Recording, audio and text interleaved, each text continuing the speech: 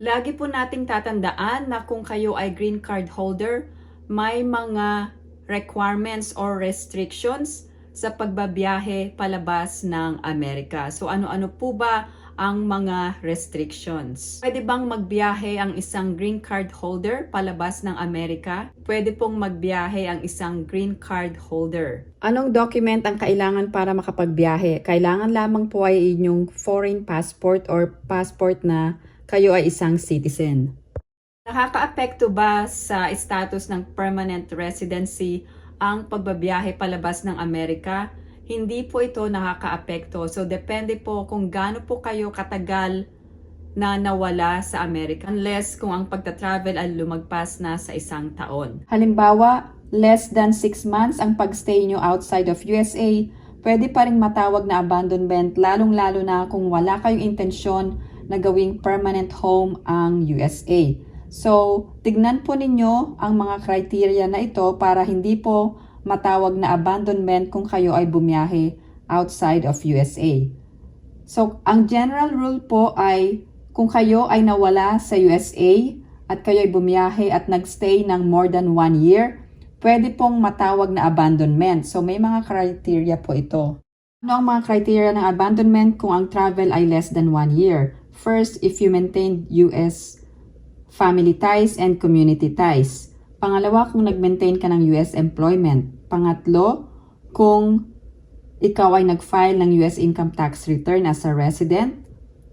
Pang-apat, kung nag-establish ka ba ng intensyon na bumalik sa Amerika as your permanent home. Also, kung nag-maintain ka ng US mailing address or nag-maintain ka ng US bank accounts or nagkaroon ka ng valid US driver's license or nag-maintain ka ng valid license or nag-own ka ng property or meron kang maintain na business at iba pang mga evidence. So, depende po sa inyong situation at gaano katagal kayo nag-travel palabas ng Amerika. Tanong ay kailan kayo babalik? Lagi po ninyong tatandaan na huwag nyo pong i-abandon ang USA or Amerika as your permanent place or permanent residence. Ganito po ang mangyayari. Kung kayo ay lumabas ng USA at kayo ay tumagal ng halimbawa mga 1 taon, meron pong tinatawag na abandonment or pag-abandona sa inyong permanent residency sa Amerika. Ingat po kung kayo ay babiyahe palabas ng Amerika dahil titignan po ang inyong intention sa pagbabiyahe.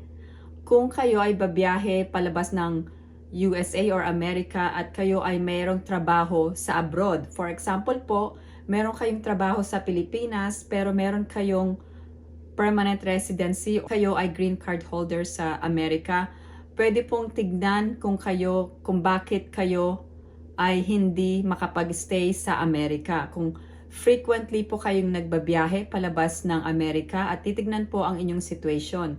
Kailangan po, wag nyo pong i-abandon ang inyong permanent residency. Ano-ano po ba ang mga factors para makita ang inyong intensyon na kayo ay hindi nag-abandon ng inyong permanent residency sa Amerika? Unang-una, titignan ang inyong family or social ties. So, titignan kung meron po kayong pamilya sa Amerika, asawa, mga anak, or kung meron kayong trabaho or kung kayo ay nag-aaral. Hindi po tinatawag na abandonment kung kayo ay nagstay outside of the USA ng less than 1 year. Kung meron po kayong trabaho sa USA, at meron po kayong pamilya, yun pong tinatawag na family or social ties. Ang iba pong mga factors para makita na hindi kayo nag-abandon ng inyong permanent residency sa Amerika ay kung kayo ay nag-file ng US tax return every year. Kung kayo po ay nagpa-file ng US tax return, ibig sabihin hindi po kayo nag-abandon ng inyong permanent residency.